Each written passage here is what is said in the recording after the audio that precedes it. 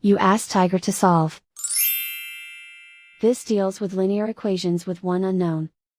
The final result is w equals -3. Let's solve it step by step. Group all constants on the right side of the equation. Subtract 21 from both sides.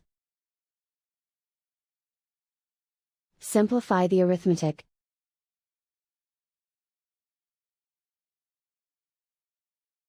Isolate the w. Divide both sides by 7. Simplify the fraction. Find the greatest common factor of the numerator and denominator. Factor out and cancel the greatest common factor. And so the final result is w equals -3.